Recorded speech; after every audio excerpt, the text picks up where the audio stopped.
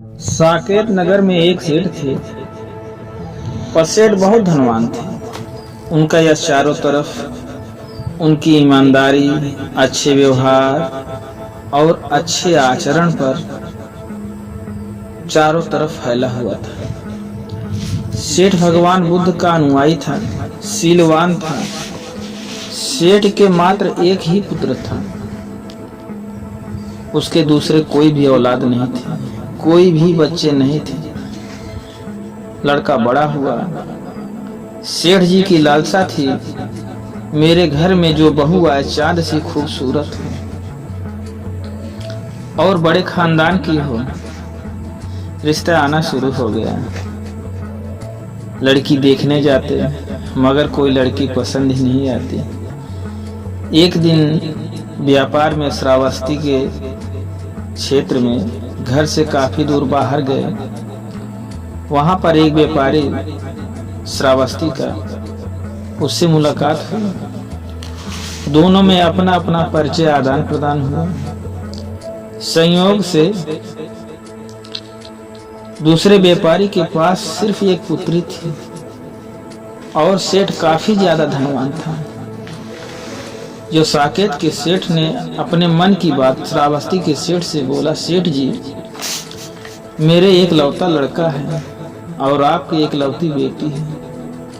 क्यों ना हम आप प्रेम को रिश्ते में, रिश्तेदारी में बदल दें। श्रावस्ती के सेठ ने कहा, ठीक है भाई, पहले आप अपना लड़का दिखाइए, उसके बाद फिर विचार किया जाएगा आगे। दोनों बातचीत करते हैं। उसी समय दोनों चल दिए साकेत नगर। घर पर पहुंचे। सेठ ने श्रावस्ती सेठ को खूब आदर सम्मान किया और लड़के को बुलाया। और सेठ जी ने जब लड़के को देखा तो खुश हो गए। लड़का भी हजारों में एक था, सुंदर सुशील, देखने में मनमोहक सूरत। सेठ ने कहा, भाई आपका लड़का हमें पसंद आ गया, अब आप हमारे घर चलकर हमारी लड़की देख लीजिए। दोनों ने रजामंदी से चले। श्रावस्ती सेठ के घर पहुंचे। सेठ भी काफी खातिर व्यवहार किया और लड़की को बुलाया गया। सेठ ने जब देखा लड़की को, चांद से सुंदर सुंदर चेहरा, शक्ल सूरत, अच्छी बनावट, ने आवाज दिया, सेठ जी, हमारी बेटी आपको कैसे लगी? अब सेठ जी चौंक करके बोले, अरे अरे अरे, नहीं नहीं नहीं, ठीक है, आपकी बेटी बहुत सुंदर, लाखों में एक है। ऐसी ही लड़की की तो मैं तलाश करता रहा। इसको मैं अपने घर की बहू रानी बनाऊंगा। हमारे लड़के और आपकी लड़की की जोड़ी खूब जचेगी। दोनों की बातें आगे बढ़ती हैं। शादी विवाह का दिन तय होता है। शादी विवाह होती है। लड़की की विदाई यहाँ से होकर के अपने ससुराल जाती है। अब साकेत नगर में पहुंचती है। साकेत नगर के लोग भी आकर देखते हैं, बहुत खुश होते। बहुत सुंदर लड़की, बहुत जैसा लड़का वैसी लड़की, दोनों की जोड़ी बड़ी अच्छी। लड़का भी एक सुंदर। अब ऐसा कुछ दिन बीतता रहा। जैसा घर पर बहू माता पिता नौकर चाकर किसी से नहीं डरती थी, क्योंकि अकेली थी, लाडली थी, प्यारी थी, सबसे उलझती थी। उसके अंदर व्यवहार वहीं बचपन का ही था, वैसा ही सबसे लड़ने लगती। अब वहाँ 2-4 दिन तो कुछ संकोच के, जब धीमे धीमे लोगों से बचे तो यहाँ भी ऐसे उलझने लगी। सेठ देख करके बहुत परेशान हुए, लेकिन सब्र धीरजगामी थे। उन्होंने कहा, धीमे धीमे बहू बदल जाएगी। इसी तरह समय टलता गया। 2-4 महीने, 6 महीने बीत गए, लेकिन उसके अंदर भाव परिवर्तन नहीं हुआ। सेठ थोड़ा निराश होने लगे। एक दिन की बात है, भगवान बुद्ध भिक्षु संघ के साथ सेठ के घर के सामने से गुजर रहे थे। सेठ ने देखा, दौड़कर भगवान को वंदन किया और कहा, भगवान, आपका दर्शन पाकर मैं धन्य हुआ। हे भगवान, आज दोपहर का भोजन अगर हमारे यहाँ ग्रहण करें तो हमें बड़ी खुशी होगी। भगवान ने सिर हिलाकर इजाजत दिया, ठीक है हम आपके यहाँ भोजन करेंगे।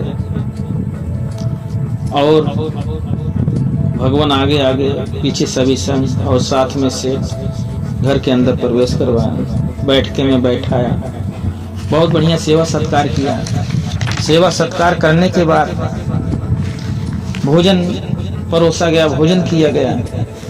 जैसे ही भोजन थोड़ा बहुत रह गया खाने पीने के लिए, वैसे ही भगवान सुन रहे हैं घर के अंदर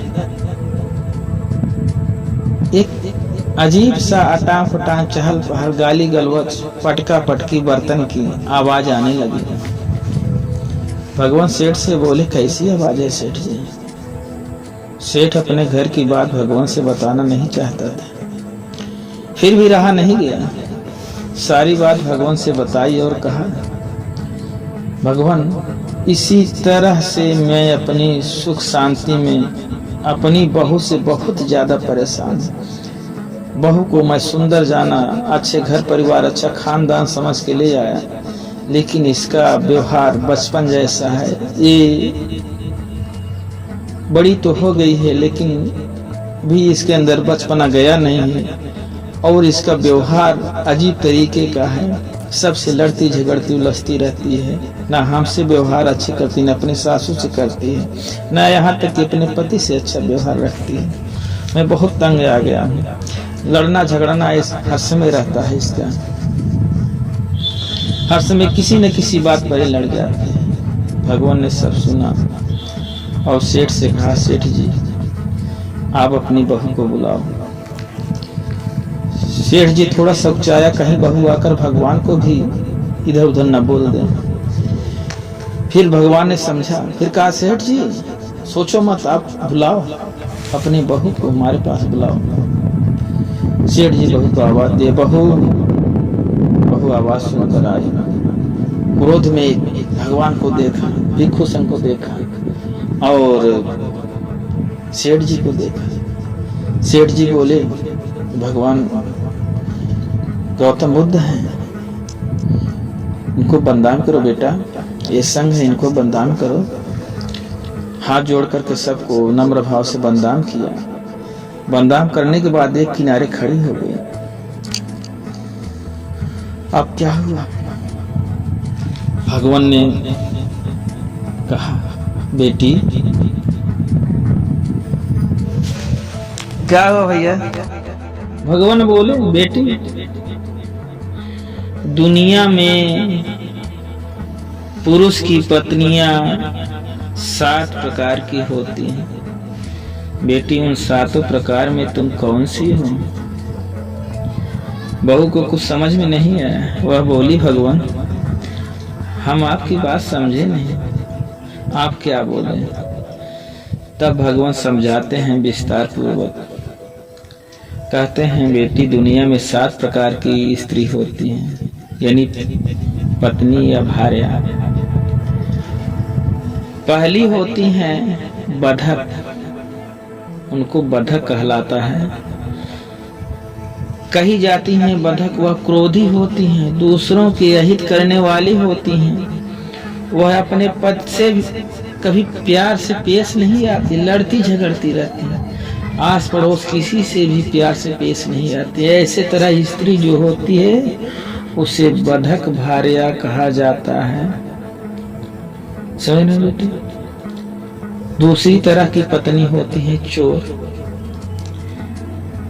चोर स्त्री, जिसे गांव देश में चोटिन कहते हैं, वह अपने पति के कमाई में से चुरा कर या घर में किसी के जेब से चुरा कर पास रखती है और अलूल जलूल में खर्च करती है। ऐसी स्त्री चोर भार्या कहलाती है बेटी। फिर जो है बहू पूछती है, तीसरी कैसे होती है? तो भगवान कहते हैं, तीसरी प्रकार की स्त्री आर्या स्त्री कहते हैं। वह काम धाम में आलसी होती है, सदैव जी चुराने वाली होती है, लेकिन खाने पीने में सदैव अच्छा अच्छा पकवान चाहिए, चटपट स्वाद वाली होती है। और सबसे मधुर आवाज में नहीं बोलती, कड़ी आवाज में गुर्रा के बोली, कठोर स्वभाव की होती है। और बड़ी बात है, वह सभी घर के सदस्यों पर हावी रहती है, सबसे उच्च रहना चाहती है, सबको दबा कर रखना चाहती है। ऐसी स्त्री जो होती है उसे आर्या स्त्री कहते हैं बेटी। तो कहती है फिर चौथा कैसे होती है? तो भगवान बोले बेटी चौथा स्त्री होती है माता भार्या, माता जैसी। वह हमेशा दूसरों की हितैषी होती, सब पे दया करती है, अपने पति से प्रेम रखती है, प्रेम से बात करती है और बहुत सरल स्वभाव में रहती है। सास ससुर सबसे प्रेम रखती है। जैसे अपने माँ अपने पुत्र की रक्षा करती है वैसे सबसे प्रेम रक्षा की तरह करती है। पति की कमाई का पूरा ध्यान करती है, धन की सर्वदा सुरक्षा करती है। ऐसे करने वाली वो माता भार्या कहलाती है, माता स्त्री। फिर कहती है पांचवा कैसा होता है? तो भगवान बोलते हैं पांचवा भगनी आर्या कहलाती है बेटी, भगनी भार्या। भगनी मतलब बहन जैसे, वह अपने पति के प्रति उसी प्रकार गौरव रहित होती है जैसे एक छोटी बहन बड़ी बहन के प्रति होती है बेटी। लज्जाशील होती है, अपने पति के बस में रहकर शांतिपूर्ण जीवन बिताती है। फिर कहती है भगवान छठवीं कैसे होती है? तो भगवान कहते हैं बेटी छठवीं सखी जैसा होती है, सखी। वह अपने पति को देखकर उसी समय प्रसन्न होती है, हर समय पति को देखती है तो प्रसन्न हो जाती। कैसे? जैसे बहुत दिनों के बिछड़ने के बाद सखी को देखकर सखी प्रसन्न होती है, उसी तरह स्वभाव में अपने पति से हर समय रहती है। इस तरह की पत्नियां सखी स्त्री कहलाती हैं, सखी भार्या।